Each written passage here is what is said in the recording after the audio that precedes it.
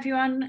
Thank you very much for joining us for tonight's event, Word Image Action Part 2. I'm going to hand over to Chris McCabe in a minute, who will be leading tonight's event. But before I do, I just want to go through a few technical notes from us. We're running the talk in a webinar function, so this means that you'll only be able to see the panelists throughout the talk rather than each other. If you have any questions for our panelists, please put them all into the Q&A box, which you can see at the bottom of your screen. Questions will mostly be addressed at the end of the talk. Live transcriptions are available and turned on. You can select to view them or hide them. We kind of recommend hiding them if you don't require them. They can be slightly confusing at times. The event is being recorded and will be made available online later. And if you have any specific questions or concerns for the peer team, you can put these in the chat privately to myself or Isabel Sachs, and we will try to help you out with any issues that you might have. That's everything from us. Chris, I will hand over to you. Brilliant. Thank you, Rosa. Hi, everyone. It's a real pleasure to welcome you to this event this evening, which the title says exactly what we're going to be doing: Word, Image, Action.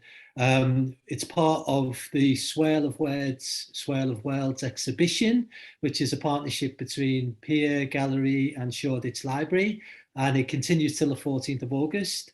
And I've seen this exhibition. I recommend you see it if you can. It's really, really wonderful. It's celebrating cultural diversity and multilingualism in Hackney. I'm particularly looking at the relationship between language and cultural identity through the lens of poetry, but also through contemporary art as well. There's different strands to this programme. One is this incredible offering I'm holding up right now. It's a brand new book which is being published for the exhibition.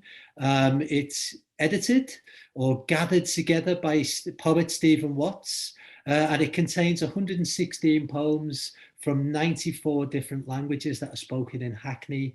And there's 3,000 copies of this book. I recommend you get one. To get one, you need to go to any Hackney library, and if you're a member, or you can join up and you can take one of these away with you. I think this is exactly what the world needs right now. It's one of the most exciting books I've come across this year. It's just so fabulous that it's free.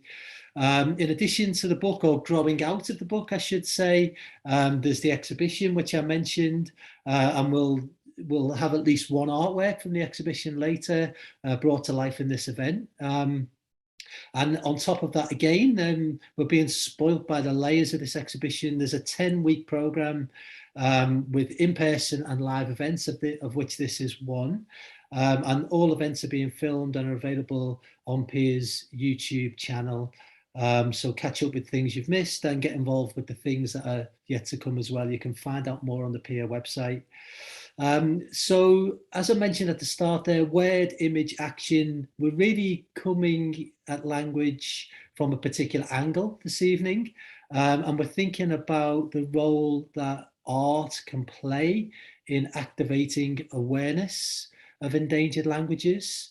We've got an incredible range of speakers. We have a linguist, we have a poet, we have a translator, we have performance artist, visual artist, and we're going to be interrogating this question of how art in different ways can subvert political control, and how art can activate awareness of languages, particularly endangered languages.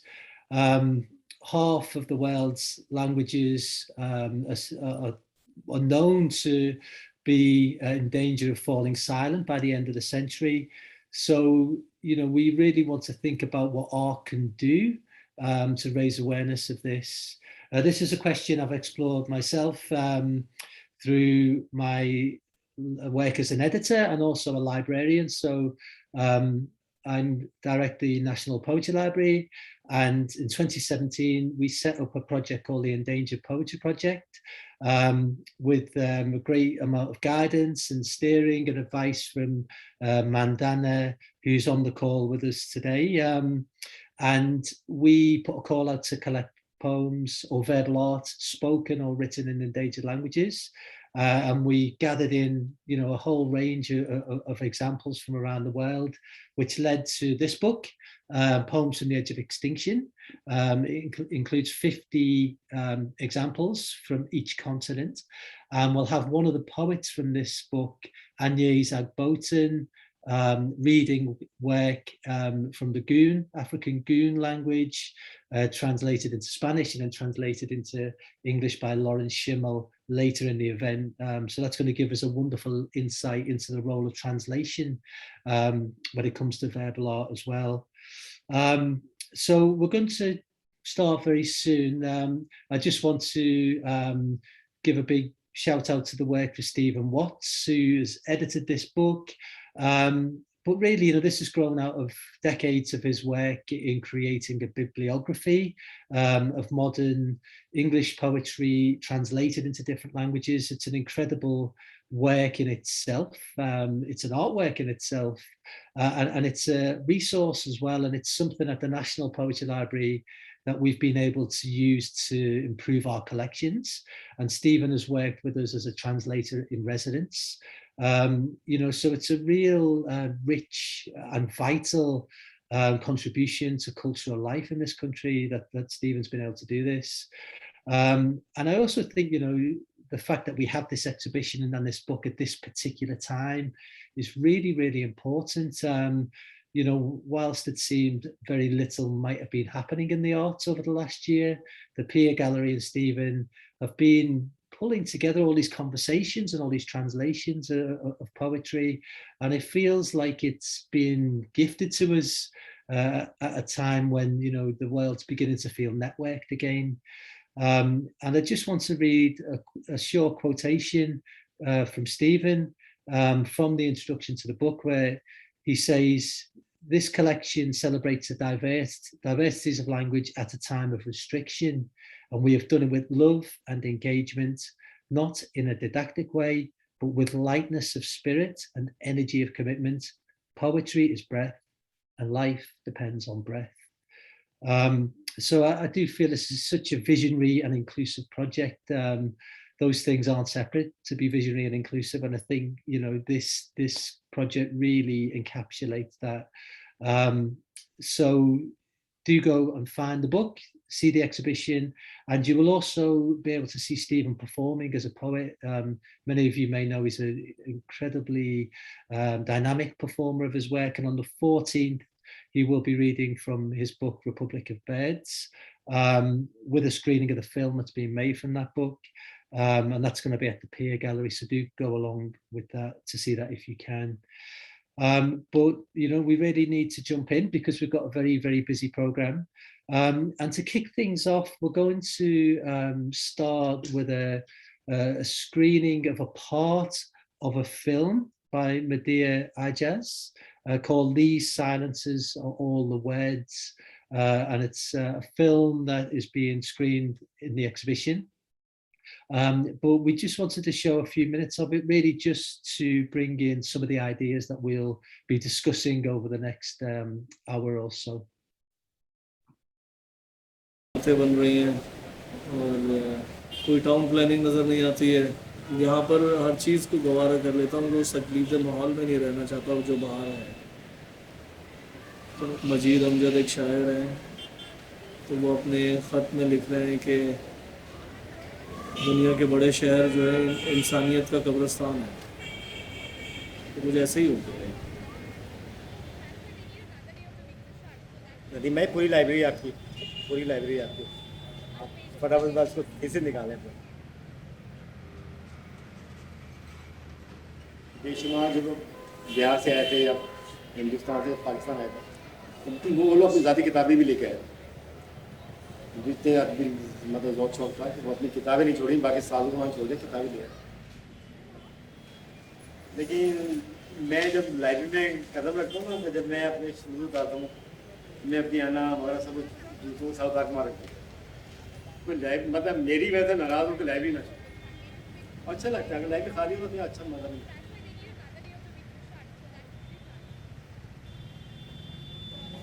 कैसे हो मौलाना, क्या हाल है यार? अल्लाह का शुक्र आप ठीक हैं कैसे हैं भाई आप खैरियत से हैं अरे बैठो ना यार अच्छा ट्रेजरी पता है क्या है मतलब मैं किसी ज़बान के ख़िलाफ़ नहीं हूँ अंग्रेज़ी भी ज़रूरी है लेकिन अलमिया ये है कि ना उर्दू आती है ना अंग्रेज़ी आती है तो अब जो कल्चर हमारा बदला ना अब फारसी तो लोगों को आती ही नहीं है तो आहिस्ता आहिस्ता अब उर्दू का भी यही मतलब वो सिर्फ स्पोकन की हद तक रह जाएगी मेरे मुंह में खाक अल्लाह ना करे जो हम लोगों का रवैया है और जो जा रही है कौम जिस तरफ लेकिन ज़बान तो बुनियादी चीज़ है हमारे माशरे ने उर्दू के साथ जो सलूक किया है ना ये 10-20 साल में ये भुगतेंगे पता चलेगा इनको जैसे मैंने कहा आपके टीवी के ड्रामे जो होते हैं वो आधी अब अंग्रेज़ी बोलते हैं ड्रामों में अनाउंसर जो कंपेयर यानी इतना खूबसूरत लफ्ज़ था नाजरीन कहते हैं व्यूअर्स व्यूअर्स भी नहीं कहते वीवर्स कहते हैं यानी बुलाइंग करने वाले बुनने वाले अंग्रेज़ी आती नहीं है मिलते हैं ब्रेक के बाद वक्फे में क्या खराबी है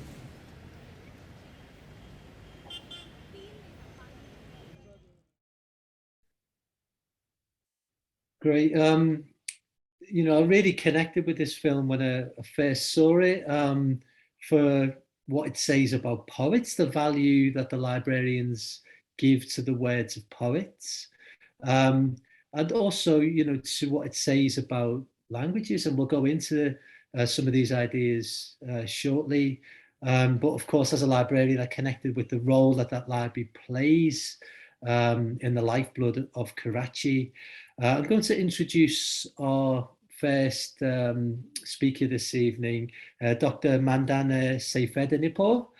She's a linguist and director of the Endangered Languages Documentation Programme, which is funded by Arcadia.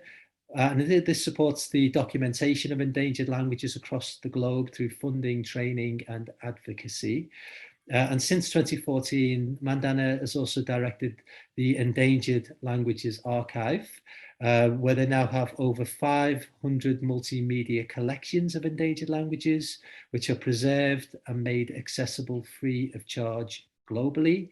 The two programs have just moved from SOAS in London to the Berlin Brandenburg Academy of Sciences and Humanities in Berlin. Lucky Germany, I would say to that. And welcome, Mandana.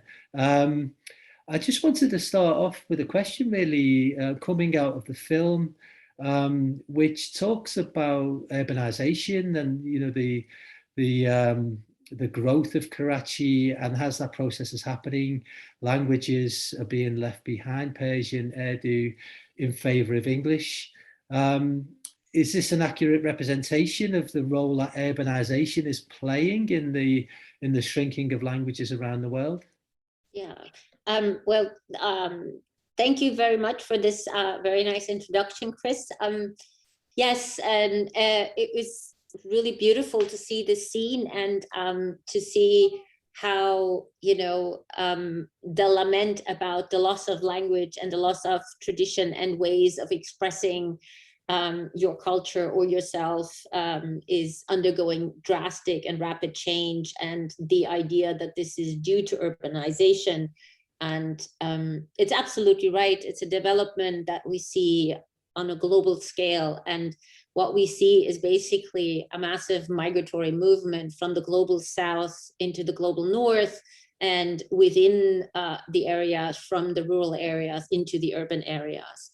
And by this happening is people, you know, will adapt and make sure that they will adapt to the majority language that will give them socioeconomic mobility. And with that, we get what we linguists call language shift. And a language shift is when, you know, a people give up one language in favor of the other. And that's what's happening on a global scale due to the effects of modernization, industrialization, bringing climate change, and bringing then urbanization. So what the lament you see here, you will hear from, you know, poets, writers, artists, activists all over the world. It's a global crisis, and this is not a linguistic or a literature. We are in a political crisis where this is happening, and the marginalization of people is taking place. Mm. And I know you've brought some more examples for us to see and to hear about. which are perhaps much more endangered languages than what we've heard about in the film. Would you like to introduce those and tell us a little bit about them? I wanna share a couple of slides and a couple of graphs to give an idea about the global situation, because we're talking about the arts and language and the role that is playing. And of course, you know, I'm coming from this background as we're working globally. I'm going to share my screen so I can share a bit of this notion. So when you look at this as this picture, the way to think about it is each of these boxes represents one language, right? And so the size of the box represents the number of speakers. And with that, it also represents kind of power. And what you can see here, of course, everyone is thinking, oh, this must be Chinese. Yes, this is Chinese, Spanish, English, Hindi, Arabic, and so on. And so you can see here basically, you know, this panoramic view of languages, and the majority of languages that we work with are the ones here at the very end of the spectrum. So what we know, what is happening today is that, you know, half of the world's population speaks 25 languages. And all in all, we linguists believe that we have something around 7,500 languages spoken in the world. And half of the population speaks 25, and the other half of the population speaks all the other 6,975. And I say this number with a bit of a polemic kind of tone, because, you know, we don't know exactly how many languages there are, but it's a rough estimate. And so you can imagine what this means. It means that we have a number of languages that are spoken by 3 people, 300 people, 3,000 people, or even 30,000 people is a small language. And now these are all languages that have are not written. They're only transmitted from one generation to the other by children learning it. And the moment the children don't learn the language, the language disappears. It's not transmitted. And with the language going, the knowledge that is encoded in these languages is also going. The verbal art tradition, the songs, the rituals, and so on disappears. And through the massive, you know, digital revolution, industrial revolution, the climate change, this process of language shift has sped up massively. So when you look at this map, you can see these are all languages that are threatened, meaning these are all languages that are not learned by children anymore, or that, you know, are completely gone. The darker the dot, the language is dead. And you can see right away, you see Australia and you see North America, and you can see, you know, victims of genocide. So every black dot is, there is no more speaker, and the darker the red, the higher the language is endangered. So we do know that language shift always happened in the world. It came through war and to then genocide. You know, oppressors have always had the strategy to beat the language out of the people. We know natural disasters and famine, diseases have forced people to relocate, go somewhere else, and then adapt to the language spoken in the environment. Any kind of oppression or marginalization has led to language shift. But what we're seeing now is that we brought this upon ourselves through modernization, globalization, and climate change. This urbanization is, you know, reducing our linguistic diversity, and with that, we're losing this information. Now, it's beautiful in this film, the role that the library plays. The library plays a role because there, the language or the poetry has been recorded in a way that can be preserved. But imagine, maybe of the 7,000 languages, 500-600 might be written at all, but all the others are not written, and many have never been recorded. Maybe there's a grammar about them, but not something material in the language itself. So people can never go back if we don't act now. And this is exactly where then the role of our organization comes in. We give projects and grants to linguists all over the world. And if you look at our website, what you can see here is, you know, these are pictures of linguists working in communities, with communities or speakers, recording their languages and creating basically a library, a Rosetta Stone, a digital library of their knowledge, of their language, of their songs, of their verbal art. And the archive that we have is full of these recordings where, you know, communities themselves, speakers get active to work to preserve this, their cultural heritage, their intangible cultural heritage expressed through their language. Here you see a picture of all the projects we have funded over the past almost 20 years. And you can click on the dot and then it takes you to the collection and you can listen or see the recordings. But one thing that is really at my heart is I want to make the point that, you know, we often use this metaphor of language death or disappearing languages, but languages do not die. People give them up. And people give them up because their life situations are forcing them to do so.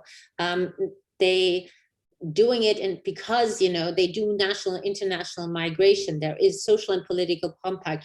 And, you know, this all has a massive impact on the education and employment. Imagine if this migratory movement is happening and all these people are moving into cities, who's going to educate the children that speak this or that language? So people are actors in their own right. And so this is what is happening on a global scale. And I want to make sure that it's clear that if you think about the UN or the UNESCO, you know, languages are often put in a kind of a folkloristic way, and it's a linguistic problem. We have a massive political problem here because equity, inclusion, sustainability, resilience, well-being, participation works through language.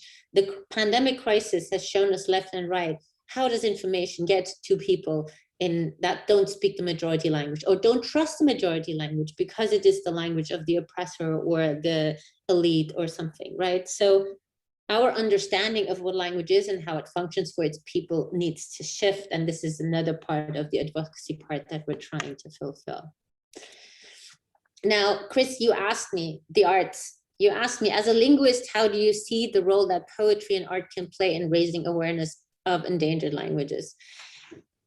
I think it's a massive way that the arts can do this. And you can see people all over the world use different kinds of art forms to reclaim and to revitalize their languages and to direct attention, because through the arts, you reach people in different ways than through someone like me talking.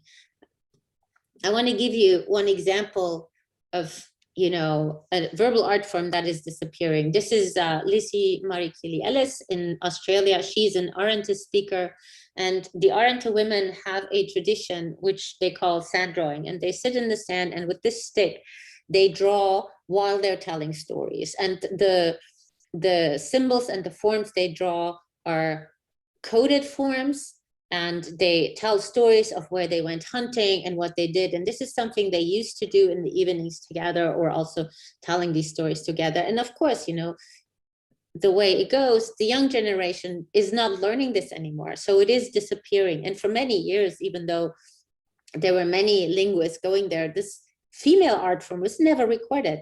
And it could have just died away without any kind of record. But now they have started, you know, they have started recording it. They're, you know, bringing it out and talking about this art form. And, you know, now the young generation gets excited and the young girls want to learn it. And now they've done a research project where they did the sand drawing, and then they had the girls draw it on iPads, where you can see that these shapes that they're using are systematic shapes. And that valorizes this knowledge and brings it into a forefront. And it brings also out what you mentioned, Chris, you know, it's the written word, but it's also the image, and it's the performance and the action. So the young generation, and that's the generation that can, you know, maintain the language and the tradition and can redefine themselves in their quest for the identity and their place in the world between the rural and the old world and the new world. And here you can see you have many, many young activists that use verbal art, they use poetry, they use rap, they use different kinds of music to express themselves and to claim their knowledge. And it's really different kind of things. So here on the left-hand side, you see Mudbura women in Australia, and they have this really gorgeous ambient music where they sing in their language. Michelos Tucci, he is he is a poet and an activist, and his poetry slam highly politicized. On the right hand side, you see the Kemican in Mexico. This is in Nahuatl. They're doing death metal. You have the Greenlandic artists who are talking about climate change and how Greenland, how their glaciers are melting away. Or you have down here the Bombats Killers, who are singing and rapping, you know, in this boom bap, which is a rap form, in Quechua in Peru. And by young kids doing this, other young kids get excited about it and go back and to maintain, you know, their language and their art form. So art is a really, really strong catalyst to reclaim, revitalize, and reconnect. Okay, this is a tour de force, Chris, but it's basically a global picture of what I can see or what we can see working on this scale, what is happening. And that's why this project, this Hackney project, is just incredibly important, as you said in the beginning, with bringing poetry together and, you know, showing the diversity and the beauty of language and verbal art in the modern world and in the diaspora.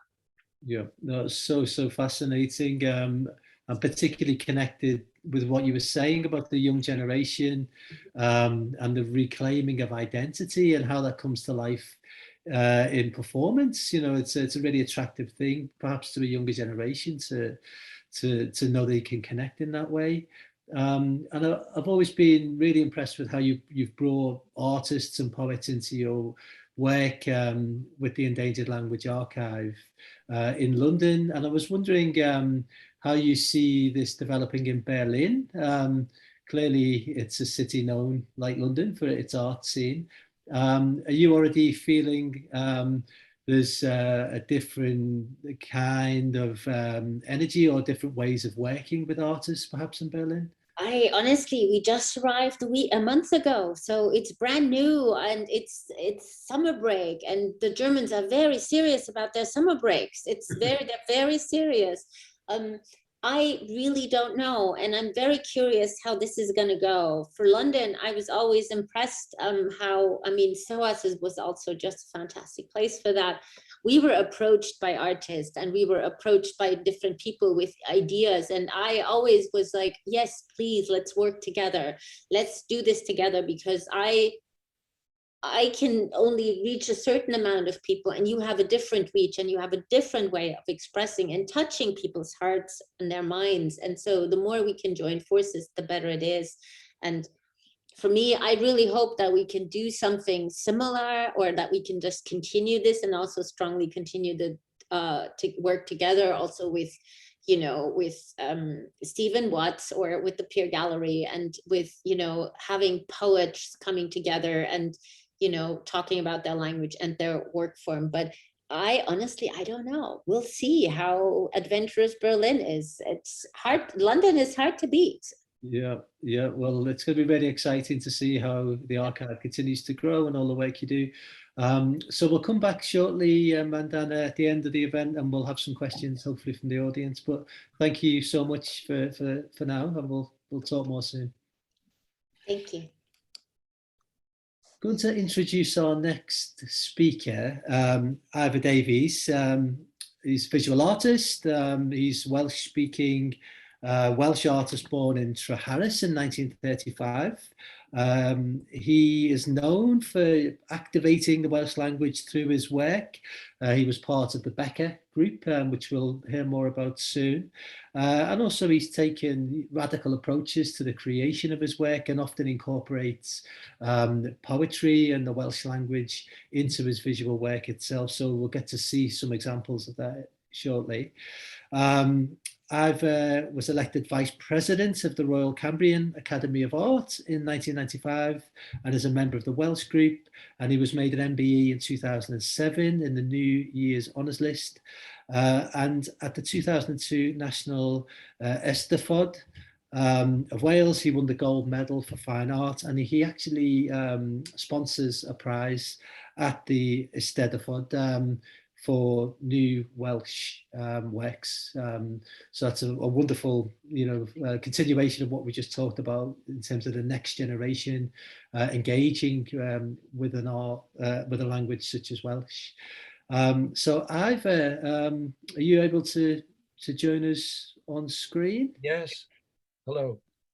I can hear you. I can't Good. see you, but that might just be. Oh, there we go. Good. Here we go. So it's really wonderful to have you with us today, Ivor. And I just wondered, just to pick up the conversation from what we just talked about then, how do you see visual art as a mode of activism for the Welsh language? I think it's a very important mode of activism because it was repressed for so long, like so much Welsh culture. Wales has the oldest literature in Britain, of course, from the 6th century, which was written in Scotland in Welsh, where it was spoken south of Edinburgh. But there's a kind of takeover element in Wales, which is very imperialist. Some people say there's no such thing as Welsh art. Of course, that means that Welsh art has to be introduced from the empire or wherever. And recently somebody wrote several books on just how much Welsh art there is. Some people, I think in a way, memory, the memory of culture like that is as important as language. Well, language for me is exceptionally important. And this is a picture of Paul Davies, as you probably know, holding up a railway sleeper with Welsh knot on it. I've no doubt you know the history of the Welsh knot, how school teachers made their classes speak English, and if they didn't speak English, they were punished, and the Welsh knot had to be passed on from one speaker of Welsh to another until the last one, and he was severely beaten. Only a few deaths, but enough. Paul Davies was a most interesting artist, and his brother Peter Davies traveled the world on a scholarship, I think, in the 1970s, and saw the minority works of all sorts of countries. He even introduced the Chicago Who to Britain, which was a very way out sort of art form, beyond pop art, if you like. And he and his brother, he was born in 1944, and Paul Davies was born in 1947, and sadly died in 1993. They joined together and called themselves Becca, like the Rebecca riots of the 19th century. And they made it fairly anonymous, exchanging blanks, as they called them, and carrying on the work. When I saw this scene that you see before me, I was so impressed in 1997. I'd been doing things connected with Wales since I was about 4, I suppose. Art,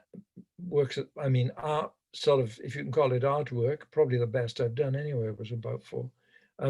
And when I saw this, I rushed up to Paul at the end of, or an interval, and said, look, I'd like to join you. You're a group. And they said, well, I'll have to ask my brother. Well, I did join and tried to push it in a more political way, because there is so much repression still of the Welsh language in terms of the sort of insults that we receive from rich owners of property and so on in Wales, and those in the powers that be. There is also repression in the sense that nobody in North Wales, young people, can't afford to buy homes or houses because the cost of the property has been put up by incomers, and the exchanges between incomers and the price has risen to such an extent that the ordinary people of North Wales have had to move elsewhere to find cheaper things. So there are a lot of things that I could grumble about in this, and will eventually grumble much more severely if I write a book on Becker. I need another lifetime, but I might do that. And Paul was great because he went to St. Martin's School of Art in 1966 to 67. And this was the time when the Destruction and Art Symposium came about. And I helped Gustav Metzger organize this. And I didn't know him then. He was doing performances within yards of me in Better Books, which wasn't too far from St. Martin's. His brother Peter at the same time was at the Royal College of Art. So I think there's an element of this explosive ferment in Paul's nature, perhaps something I understood immediately when I asked them if I could join them. So I've tried to make it as political as I can. And I tried to, I was very fortunate enough to win the gold medal in the Eisteddfod in 2002. And so I said, it's too much, £3,000, I think. It's too much money at the same time for me to spend. So I'll put it back and make it into a prize. I'll read it out. Work in the open Eisteddfod exhibition that conveys the spirit of activism in the struggle for language, culture, and politics in Wales. So I've been giving that every year until this coronavirus, when everything stopped. And I noted how many students had followed Paul and how many people were actually very active and appreciative of doing work which expressed the struggle that I described. There have been many, many winners now. In fact, I thought I'd organize an exhibition at some time or another. I don't know if you can see it well enough, but here's another photo of Paul. You can probably see it. It's better than having it on a slide, I think, because it's physically held. Here's another photo of him, which gives an impression. I've always wanted to meet people because they give something out about their work in a way. Here's Paul in somewhere like Finland, I think, if there is anywhere like Finland, with snow, doing a snow sculpture. And this is the sort of person he was. He was very international. And here he is again, tangled with, in knots with a Welsh popular music group, sort of heavy metal group, and tangled with film. That's great. To hear heavy metals coming up again. It's certainly that's right. A younger generation. But maybe we should look at. It's really great to have this background. But I'd love to see some of your works as well. Oh well, yes, thank you. Yeah, I'd like to. This is one of the works for which I won that gold medal. It's called The Writing on the Wall, the name I gave it, because as you can see, it's an antique gun, piercing a Bible, and 2 other books. I had terrible difficulty in getting that antique gun to be sawn up because I was paying license on it every year. And then I decided to destroy it in this way, and I had to arrange it with the police and everything.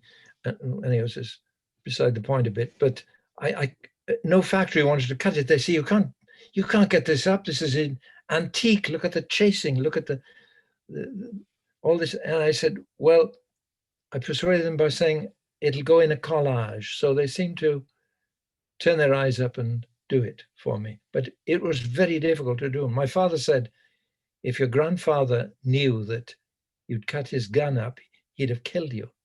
Anyway, he died, sadly. But this diagram, this illustration of the Bible here is Daniel reading The Writing on the Wall, which is the title of the the piece. You know how the story of Nebuchadnezzar in English,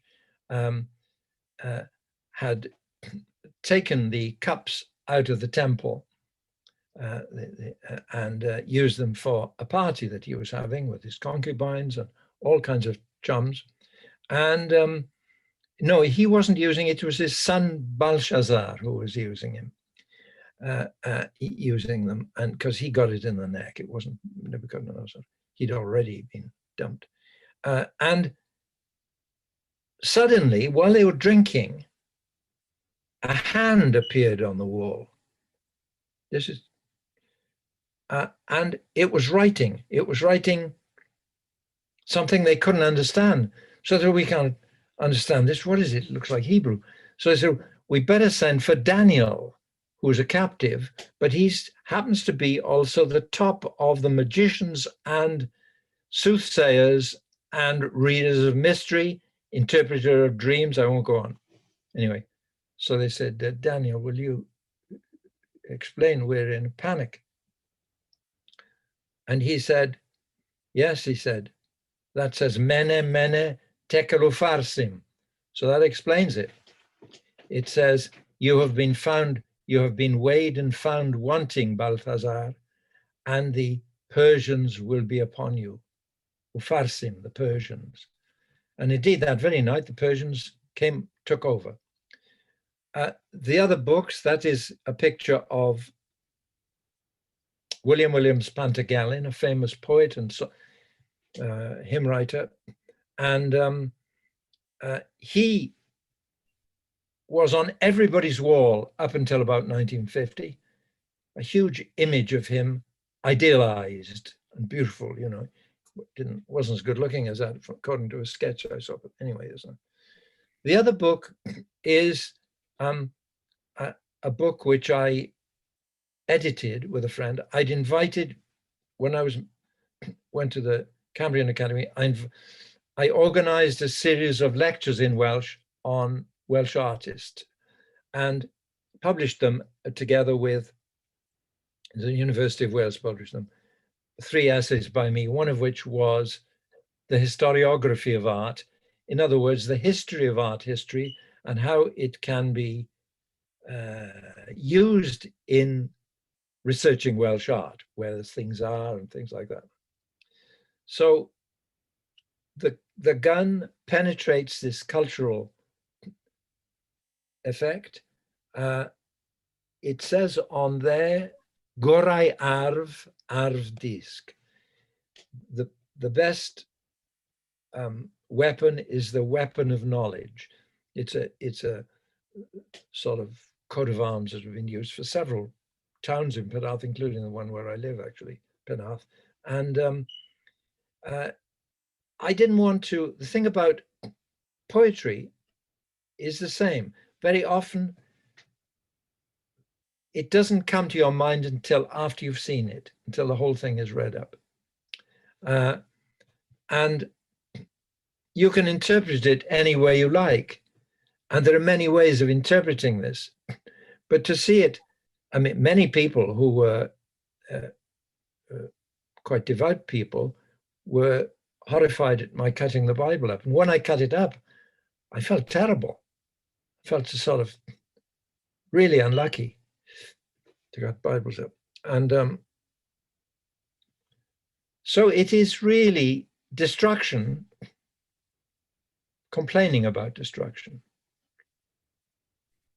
I think it's really interesting, Ivor, as well, what you say about the written word. Of course, we're here now and we're talking, and it's verbal, and it's, you know, these stories are alive, and we're enjoying hearing them from you.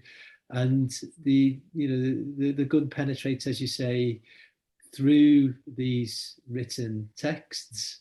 And you're talking about poetry. I know we've got one more work from you to look at, which also includes poetry as well, doesn't it? Well, yes, yes. This is a work I did a year or two ago, which is Anne Griffith's a poet and hymn writer who lived between 1776 and 1805. If you're quick at mathematics, I think she's 29. And she had an elementary education, and she used to, it was a very irreligious time, particularly in Wales. She used to mock people who went on their pilgrimage to Bala, who were sort of newly converted Methodist types, as pilgrims to Mecca, you know, because she thought that was a funny joke. But by 1797, she joined them. She died at in 1805 at the age of 29 of tuberculosis. The cause of death was noted as childbirth. That's a drama in itself, and I believe there have been 1 or 2 dramas on television about that.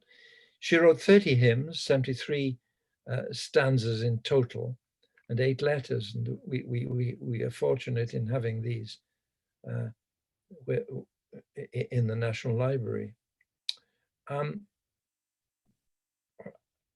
I like the way that she uses the letter O very much. The sound of that, Ivor, the sound of the O, I can see. Well, it's a passionate yearning sometimes, a passionate shock.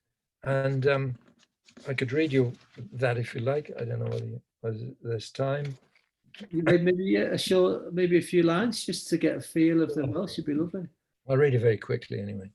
Wel yn sefyll wrth y myrtwyll, wrth eich taelwng o fy mryd, mai o ran I wyn adnabod, a'i fod uwchben gwrthrychau'r byd, henffych fore, y caf a'i weld fel y mai. And the line I like particularly, o arddeng mil y mai rhagorau o wrthrychau penna'r byd.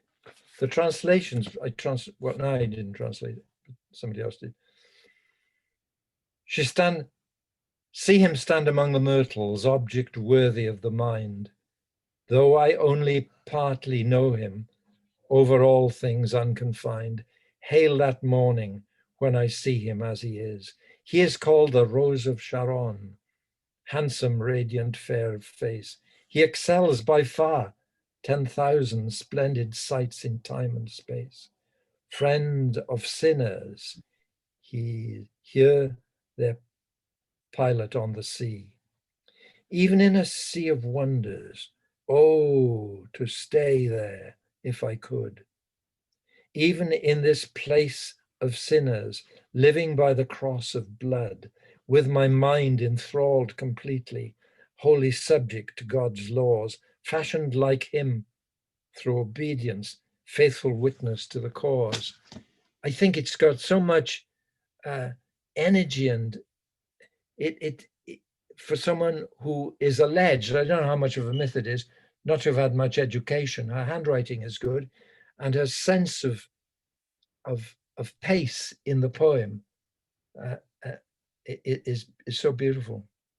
It's Anyway. wonderful, and not everyone can see perhaps how you've created this work. It's got glass in the actual. Yes, a lot of pieces of broken glass, a rose, the Rose of Caron, and an ear which has the letter G, Gwyn, white, and an O, which is the expressive O that she used, hanging from her ear as an earring, because of vanity, I think, because it was, and no doubt she was, not a very devout or religious person at first.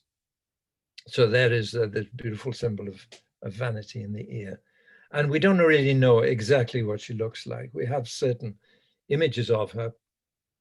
So I put the poem across her face in order to sort of rapidly give it some sort of rapidity and dynamism, with the broken glass and the arrangement which concealed her face, which one can half imagine seeing perhaps. I think it's a wonderful addition really to what we talked about, you know, the younger generation which come through now and create works, but your work here is, you know, it's drawing on a forgotten history, it's drawing on a young, you know, poet effectively, and allowing this, you know, this this incredible work to tell that story and to reconnect us with you know, with this forgotten figure from Welsh. It's really wonderful. Yes, you say forgotten figure. That's good, because it's a thing exactly. You're very perceptive. It's exactly what I'm trying to do, is stop these figures from being forgotten. There's a sort of amnesia, a national amnesia, a social amnesia, which is it's deliberate, but it's also instinctive in a kind of imperialist world. The first thing that invaders do in Europe, from all through Napoleon and others, is to loot the museums and then destroy the memory of the people's culture, destroy their books, destroy everything in museums. I think I'm trying not to be too too political, but I think in Baghdad that's what happened, was that they had guardians, they had guards around the oil wells, but not around the museum, and the museum was soon looted. You could be brilliant to predict that. Yeah, which brings us back to this idea, the importance of libraries and cultural memory. Yes. Wonderful to hear more about your work, Ivor, and to talk with you. We'll come back at the end. We will hopefully have some questions from the audience, but for now, thank you very much, and we'll talk more shortly. Thank you very much. Thank you. Our next speaker is Jez Dolan. He is a visual artist and theatre maker based in Manchester, and his practice over recent decades has underlined the intersections between queerness, sexuality, identity and memory. And he uses a range of different mediums to express this, and we'll be seeing some of this shortly. His work's been shown many places, from home in Manchester, Birmingham Museum and Art Library, the Walker Art Gallery just down the road from where I am now in Liverpool, and the Victoria and Albert Museum. And he will talk us through his work with the Polari language, quite a different language with a different history and a different use perhaps, but with some parallels to what we've heard so far this evening. And Jez, maybe I don't know whether you want to tell us about Polari as you talk through your images, but it's wonderful to have you here anyway. I can't quite see you on screen yet, but hopefully you'll appear to me at least. Am I there yet? Yeah, there you are. You've manifested. Great, manifesting. Thank you for having me. Omis und Polones. Omi Polones, Polone, Omis, Chavies, Bean Coves, Antique HPs, Chickens, Duchesses, Dykes, Mary Anns, Queens, Renters, Remolds, and Naffs. Bona to Vardy or Dolly Oldie. Now, at this point, usually I do a whole audience participation thing, but I've no idea how you would make that happen through Zoom. So you're just going to have to imagine you're participating. And I've probably got a flip chart or something behind me. So as Julie Andrews said, let's start at the very beginning. Polari. Let's start with a few words that everybody might know. Omi means man. Polone means woman. Therefore, Omi Polone means gay man. Polone Omi would mean lesbian. Now, I get I'm hurrying through this, but you know, we've not got a lot of time. One of the phrases that any speaker of Polari would know is the phrase bona to Vardy or Dolly Old Eek. Now, bona means nice or good and comes from Italian. Varda originates in Romany and means a caravan, or it can also mean somebody who's a warden or somebody who keeps watch. Dolly means nice or lovely or pretty, and is also a shortening of the name Dorothy. No connection to Friends of Dorothy, sadly. But also in the 17th century, it was used to refer to a drab or slattern or useless woman. Bizarrely, and a slight side effect, in the 1970s, there was a short-lived gay porn magazine called The Dolly Mail. Not surprised that didn't last longer, really. So strictly speaking, Polari is a sociolect, a language type used by a specific group of people. In this case, the majority, not everybody, were gay men in England between the 1920s and the 1970s. So I'm an artist, and my practice centers around queerness, and I often work with text and language and storytelling. I've quite often worked with archives to create new work, and I make theatre and performance. Polari has could we Isabel, can we move on to the next slide, please? Yeah, great. The slides in the background are some of my more kind of recent work, I suppose.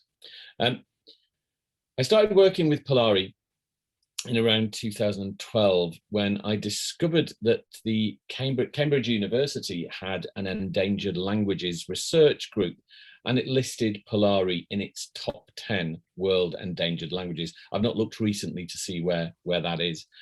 But since then, I've used it in a wide variety of ways in terms of making visual art, making photography, making performance, making text-based works, a whole range of different work.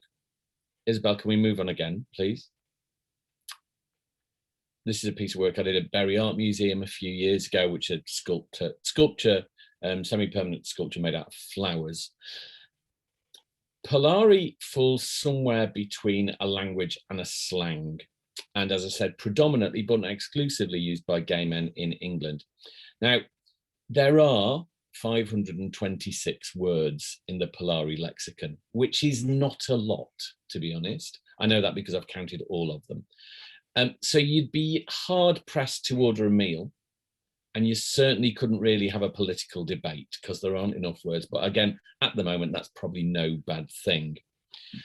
It could best be described as an anti-language.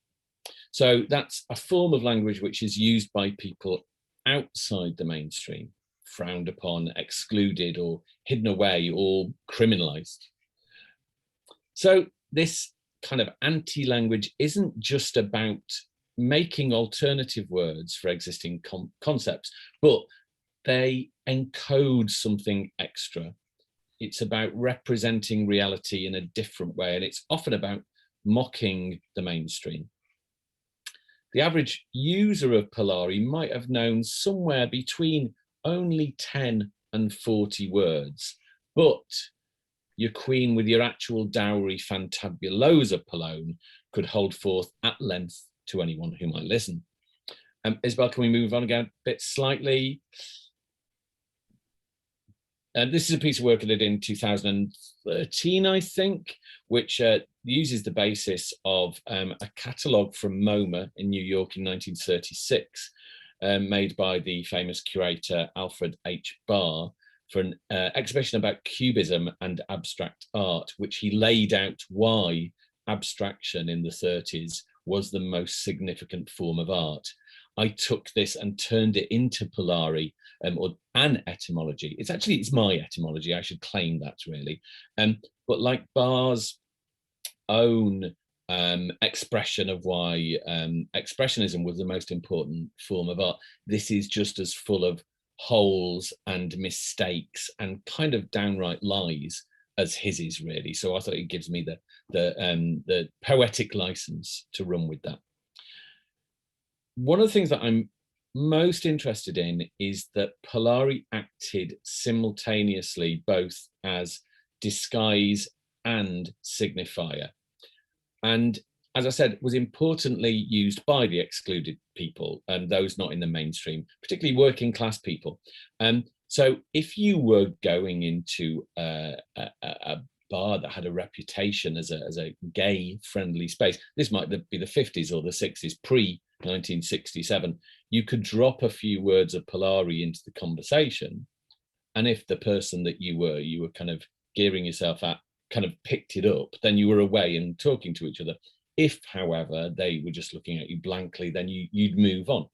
Obviously, also it was importantly there for you to communicate what you've been doing, what you'd been up to with other Polari speakers without getting attacked, without getting arrested, without getting beaten up. So it was disguise and identification, very importantly. And I think also it was about claiming a space so that you could go into the space. I mean, queer spaces in the time when we're talking, few and far between. But with the use of Polari, you could go in and make that space your own. Can we move on again, Isabel? And the next one, please. 2015, I was approached by the UK Parliament. They were doing a project called Festival of Freedoms, which celebrated 750 years of legislation, parliamentary legislation in England. They wanted to choose a selection of pieces of legislation which had really, really significant importance over a wide period. One of the things that they selected was the 1967 Sexual Offences Act, which partially, and the word partially is very, very important, partially decriminalised sexual offences between men over the age of 21 in England and Wales. It didn't happen in Scotland until 1984, which is kind of shocking, really. They approached me and asked me if I could translate the 67 Sexual Offences Act into Polari. Of course, I said, yes, of course I can. And then I went, well, actually, no, I can't. For example, Polari has 9 words for wig, but no words for government legislation. So translating that kind of legalese became nigh on impossible. So instead, somebody suggested translating the Wolfenden Report, or, as it's fully known, the report of the Departmental Committee on Homosexual Offences and Prostitution, better known as the Wolfenden Report, from 1957, very much the precursor to the Sexual Offences Act. Now, I'd never read the Wolfenden Report before. It's a really interesting document. It was incredibly, it had to be reprinted 3 times because it sold out hugely beyond its initial print, because people were so anxious to get hold of this document to see what kind of impact it would have. This is my version of the Wolfenden Report, which takes the 2 pages of the recommendations and translates them partially into Polari. You can see this on my website and elsewhere. The words in red show you the words that are Polari, and as you can see, that there's, as I said, 526 words in the entire lexicon, so it's not massive. Again, this was 1957, but it had 10 years before it took any effect. And there's an interesting thing in the back of the Wolfenden Report that a good proportion of the Wolfenden Report committee were female, which again for 1957 was really unusual. But they thought that the powers that be thought that discussing homosexuals and prostitutes might be too difficult for the female sensibilities. So throughout the meetings of the report committee that met for 13 months, I think, they refer to homosexuals and prostitutes as Huntley and Palmers, a then famous make of British biscuit. Again, moving on slightly, Isabel. So I'm primarily a visual artist, but I also make theatre. This is a photograph from a show I did about drag in Manchester. One of the things that we looked at in this performance was the huge impact that the likes of RuPaul's Drag Race is having internationally. It's absolutely massive. In Manchester, I don't know what it's like in London, you are literally falling over drag queens on the floor wherever you walk. But there's an interesting way of looking at Polari on one hand and the modern drag queen lingo and the connections between those two things. And this performance explored that. Can we move on again, Isabel, please? Now, Polari was a spoken rather than a written idiom, which of course brings us to the jewel in the crown of Polari literature. Admittedly, the canon of Polari literature is quite small, but this is the apogee, I suppose. So, picture yourself on Castro Street in San Francisco in 1979, the height of the Castro clone. Tight jeans, plaid shirts, boots, beard, moustaches, all very butch. Now, the gayest of the macho gay enclave in the entire world walked three queens. Each was dressed in traditional nun's habits, one carrying a plastic machine gun and smoking a cigar. Into the butchest of butch queens you've ever seen. These three queens stole the day. From there, they started a worldwide order of queer nuns called the Sisters of Perpetual Indulgence, which is still going 45 years later, I think. The central tenets of the order being the promulgation of universal joy and the expiation of stigmatic guilt.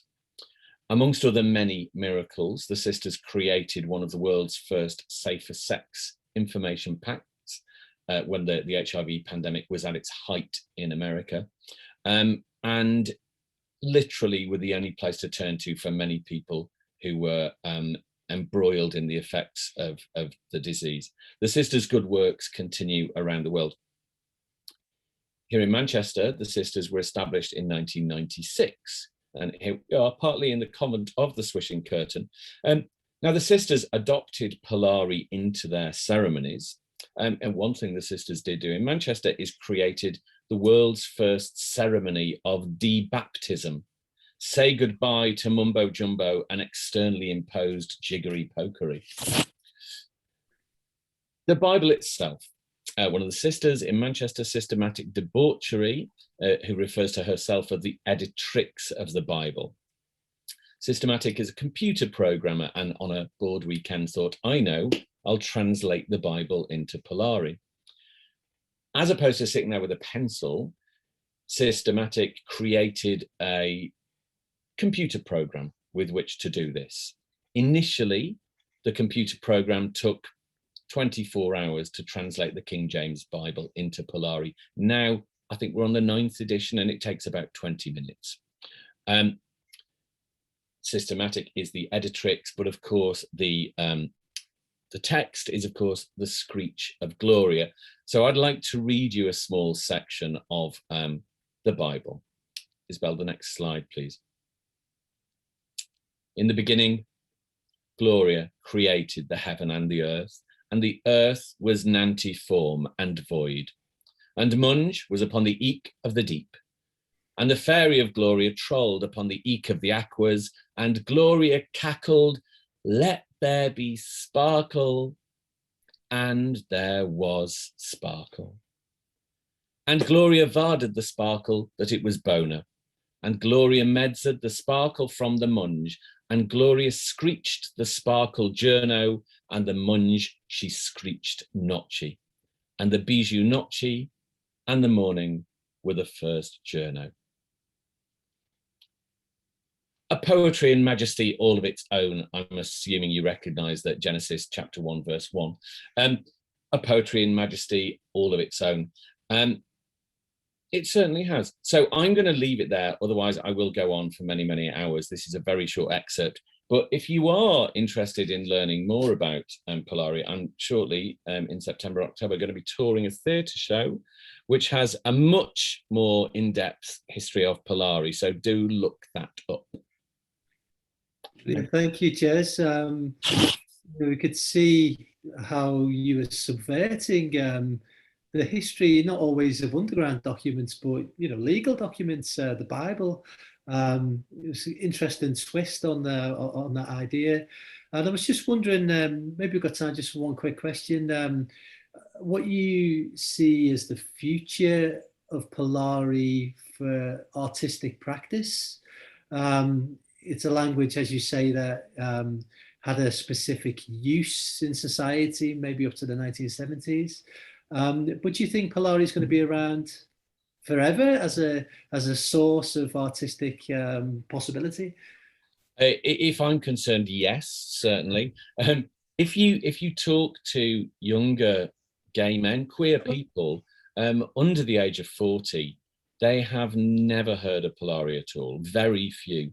One of the things that Mandana said earlier was she showed the some of the reasons why languages didn't die but were given up, and I was looking at that and made a note at the time and thought actually one of the reasons why Polari was given up was queer people's increasing equality, which I thought was a really interesting idea, that it wasn't about it was the opposite of oppression in a way, that it became not necessary. I didn't even mention Julian and Sandy there from the 1960s radio program Round the Horn, which ran, I think, from 65 to 68, something like that, played by Kenneth Williams and Hugh Paddick, and they played in each episode two characters, Julian and Sandy, who were resting actors, and the format of the 3-minute sketch went the same in each week, and they spoke a bit of Polari. But it was getting 9 million listeners on a Sunday lunchtime, which of course then was huge. And Paul Baker, who's an academic who wrote his thesis on Polari, sadly not in Polari, about 15 years ago, suggested that once your Auntie Beryl, who might have been listening in, started to understand some of what it meant, it lost its power, it's lost its strength. But also, I think, with the growth of the gay liberation movements in the UK, it was seen as something about self-oppression. So it was kind of, we need to get rid of, we don't need that anymore. We need to get rid of that. So it was like a case of, throwing the baby out with the bathwater. And when I work particularly with younger LGBT people, and they go, we've got a language of our own. Wow, that's really exciting. So yeah, we need to keep, it's a tiny piece of queer history, but it's ours, and we need to keep hold of it. Absolutely, great moment to end there. Thank you, Jez. Hopefully we'll come back shortly. Good, thanks for having me. Brilliant. I'm going to introduce our last performers. We're going to finish with a poet and a translator. So it's a real pleasure to welcome Agnès Agboton, who is from Porto Novo in the Republic of Benin. She's a multilingual author and storyteller who now lives in Catalonia in Spain. And she's published 2 bilingual books of poetry in Goon, or Gen, as it's often known in English, plus books on African food and collections of African legends. And Agnès came to London for the big poetry festival we had nearly 10 years ago in 2012, performed her work in the National Poetry Library. So it's great to see you again on screen, Agnès. Her work will be translated by Lawrence Schimel, who's a bilingual Spanish-English author who's published over 120 books for readers of all ages. He's won a Pen Translate Award and also highly commended in the Children's Clipper Award. And he's also won a Pen Translate Award to translate the collected poems of Agnès Agboton into English, and that's forthcoming from Flipped Eye. So do keep an eye on that. It's a great way to follow up on this reading, to be able to buy the collected at some point soon. As you will see, Lawrence can say more about this perhaps in a second. Agnès' poems are translated from Goon by herself into Spanish, and then by Lawrence into English. So we're going to hear 3 languages, and it'll give us a wonderful window into the world of translation. And I will hand over now to Agnès and to Lawrence. Thank you very much, Chris. Just to explain, so the words, I don't speak Goon myself. I do speak Spanish. That's one of the languages I work in. And so the way that Agnès and I work together, we started working together when she was invited to London for the Poetry Parliament. So she publishes books Spain, where she now lives, in both the Gun original and in her self-translation into Spanish. And I work from the Spanish, but then Agnès recites for me so I can hear the musicality of the language, and then I read for her the English translations, and we make adjustments on a sound basis. So should we go right into the readings, or? Yes, please. That'd be great. If we could hear some poems, that'd be wonderful. Okay. Agnès, si quieres empezar con los poemas.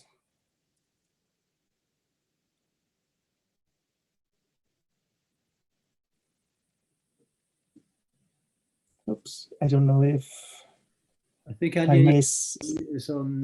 There we go. Sí. Que Ahora muchos sí. recuerdos a Chris, que le mando un fuerte abrazo antes de empezar la lectura. Me ha hecho mucha ilusión verlo después de tanto tiempo también.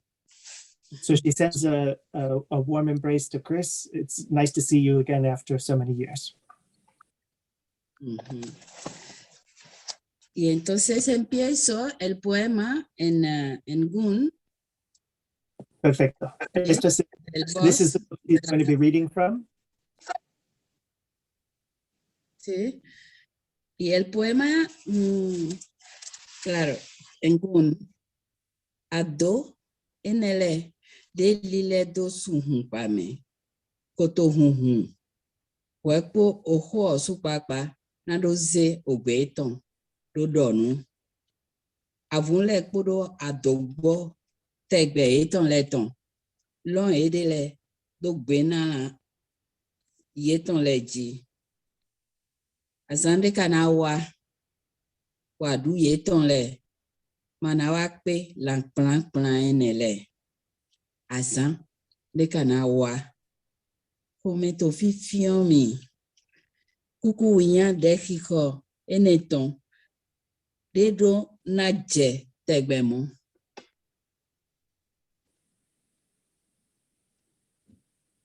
Tiemblan ya las paredes del tan seguro reducto y apenas si la palabra ha resonado aún.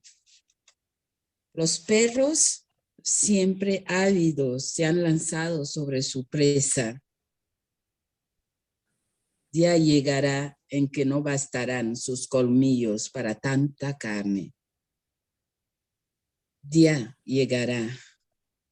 No me oprime el corazón esta tímida jaculatoria siempre en futuro. Te dejo, So that was the Gun in the Spanish. Just to explain also the poems of titles, they're all numbered. So this is poem number 16 from Los de las Dunas, Voice of New Shores. So in the English translation, the walls tremble in the secure stronghold, and the word has barely echoed yet. Bugs, always eager, have leapt onto their prey. Day will come when their canines are not enough for so much meat. Day will come. That shy spell makes my heart ache, always in the future tense. And now Agnès was going to read two poems from her earlier collection.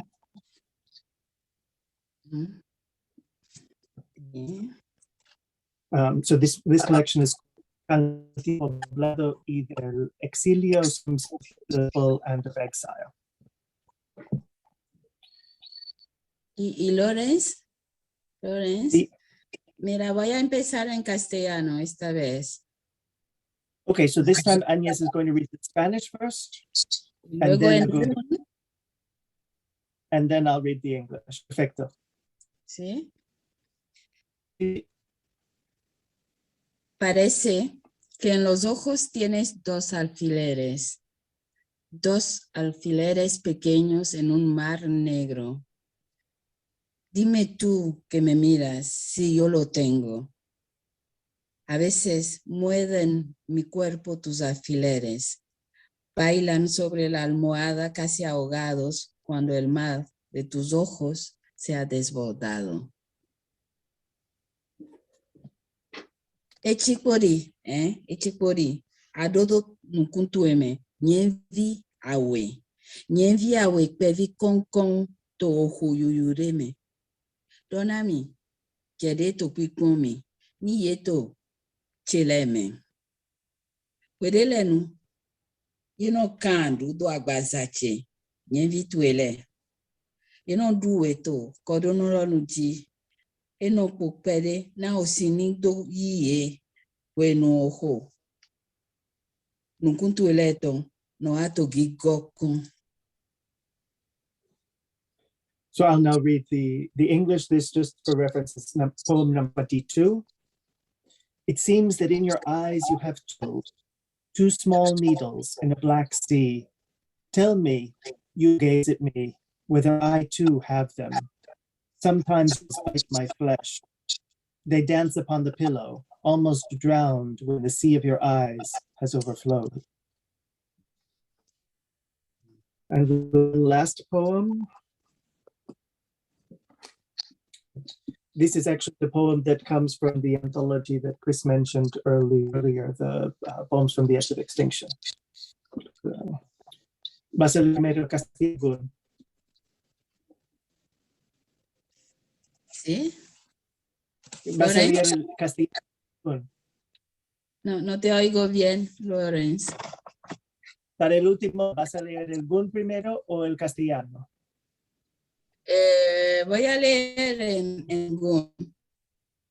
Voy a leer en so Gun. I need to read the Gun first and then the Spanish. And do you in English? And then I will read before. Okay. De chico rigamenote. File, de hecho ahí guado. Odo yido sanvo tegbe na onu len tata. Odo ahwanga lesi ohanko. File, de chico ri ohumandogbe. File, to fifa ote tome. Onso amo, nubi consisiende nukun bigbade leton. Owa se ode sinsin, sinhodele.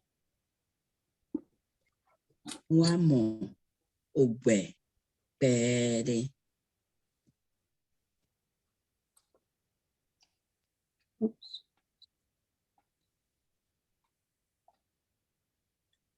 For you. ¿Vas a leer en castellano? You too, en inglés. Sí. En inglés. Sí. So I'm going to read the English now. This is poem number 1 from Songs of Village in Exile, and the English translation goes, here where time seems to have stopped, here where the land is abandoned, sacrificed daily to useless memories and heroic songs, where blood seems fruitless, here in the stillness of the cemetery, I've still found the steady gaze of crushed eyes. I've listened to the words of a stiffened tongue. I've glimpsed life. Aquí, donde el tiempo parece a veces detenido. Aquí, donde la tierra es abandonada, sacrificada cada día a inútiles recuerdos y a heroicos cantos. Aquí, donde la sangre parece infructífera. Aquí, en la quietud del cementerio, he hallado todavía la mirada fuerte de unos ojos aplastados. He escuchado las palabras de una lengua agarrotada. He entrevisto la vida. Okay. Gracias, Lawrence.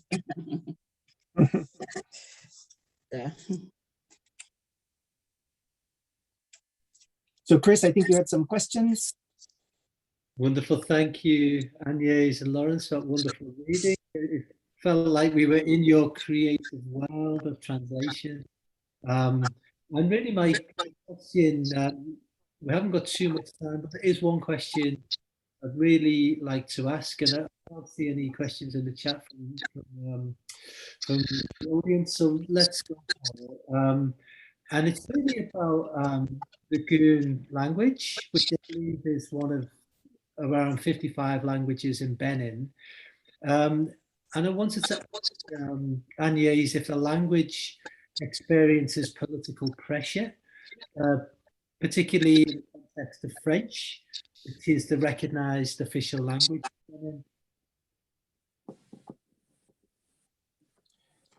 Ok, Agnès, él está preguntando que como Google los 55 idiomas en Benín, está preguntando si el idioma sufre presión política, especialmente dado que el francés es el idioma oficial del país. Sí, el francés es el idioma oficial del país y nos intentan que no hablemos el gun o el fon o uno de estos idiomas, ¿no? Sobre todo para que nos avergonzamos de estar hablando una lengua. El colonizador francés tiene una palabra que para desprestigiar o para hacerte tener vergüenza de tu idioma, que es el patois, te dice que tú no estás hablando correctamente, eres un salvaje, estás hablando un patois que no va a ningún sitio. Y al contrario, estos idiomas son de una riqueza impresionante y yo creo que tenemos mucha suerte en el Benín, que la gente aún está agarrada a su idioma, ¿no? Y bueno, yo creo que aún así tardarán mucho a hacernos desaparecer, porque creo que últimamente el gobierno también está ayudando, ¿no? A que se mantenga, pero como una actitud en contra del colonizador.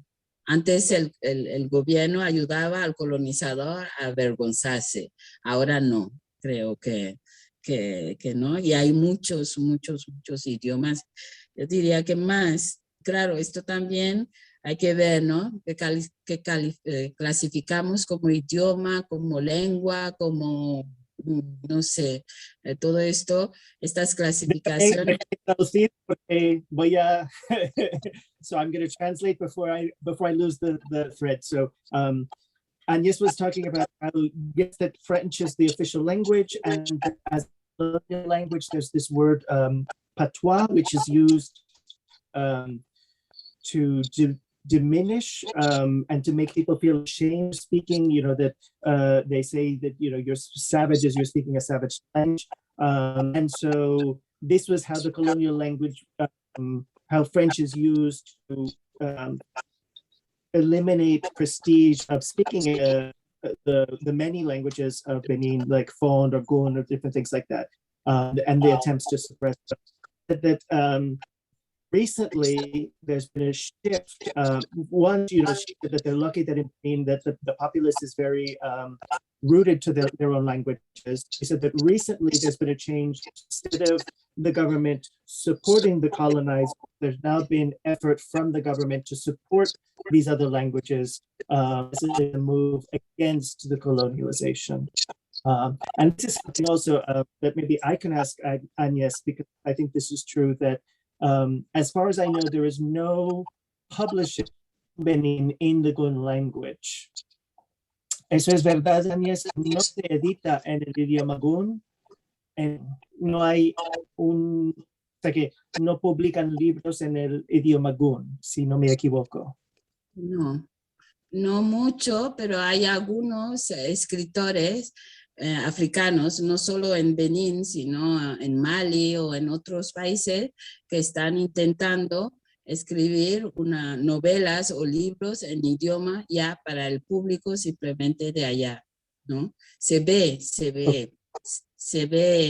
letreros, los que tienen que publicitarse como peluquería o de eso, se escribe con la grafía, el alfabeto, ¿no? Se escribe, sí, pero novelas o cosas, libros científicos O poemarios, todavía no. So, I mean, just to answer, so she says that there are African writers who are trying to write literature in Gun, not only in Benin, but in Mali and other countries, but it's something that's very new. She said that you do see the language written on signs, like if someone announces that they're a hairdresser or something else, signs written, Gun written down, but that there still isn't a sort of printed publishing industry that supports, which is one of the reasons why her own books are these bilingual editions in Spain, where she's lived for almost 30 years now. And I mean, she speaks Spanish and Catalan fluently as well. So, you know, she's creating in multiple languages, which is, I think, amazing. So, estoy cantando tus alabanzas que hablas, que escribes en castellano, tan Gun habla francés y eres capaz de crear en múltiples idiomas. Sí.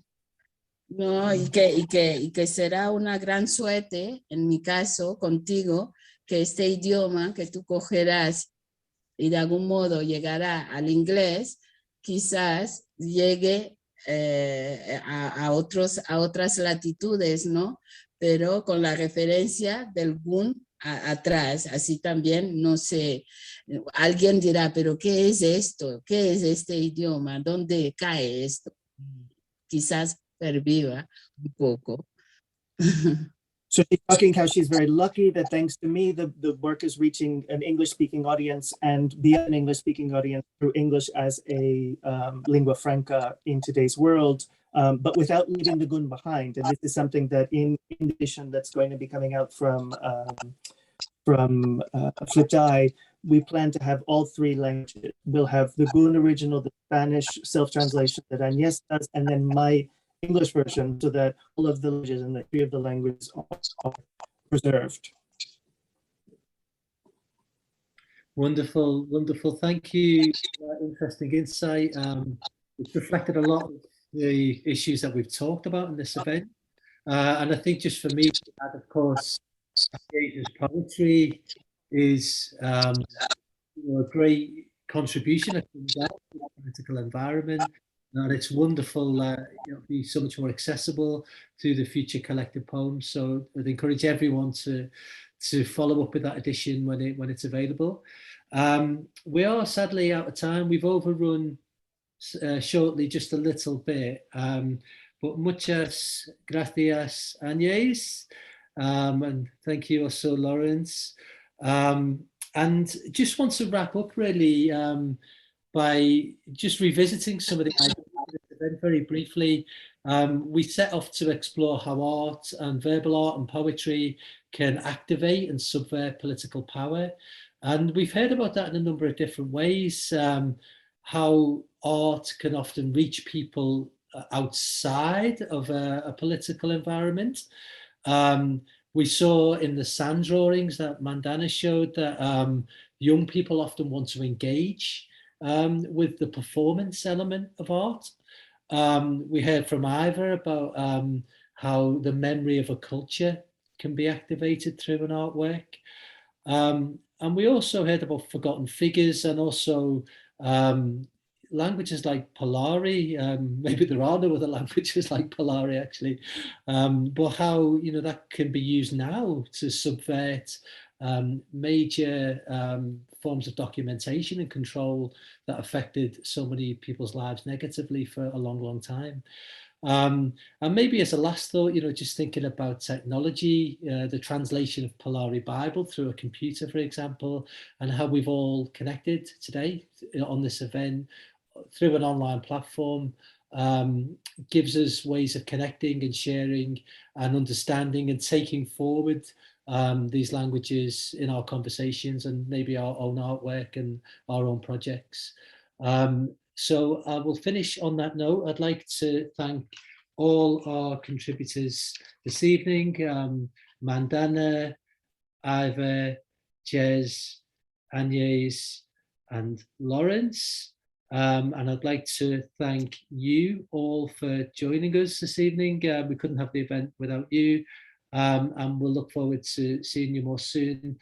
The PIA website from tomorrow will have the full version of the film by Mahida Ajaz that we saw at the start of the event. That'll be available online. It's about 20 minutes, so you can watch that on the PIA website.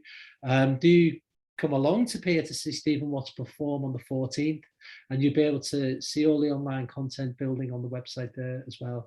And just one final huge thank you to the Pier Gallery for what they've done, and to Stephen Watts, because none of this would exist without this wonderful book and his wonderful bibliography and all the energy that's gone into that. So thank you to Stephen as well.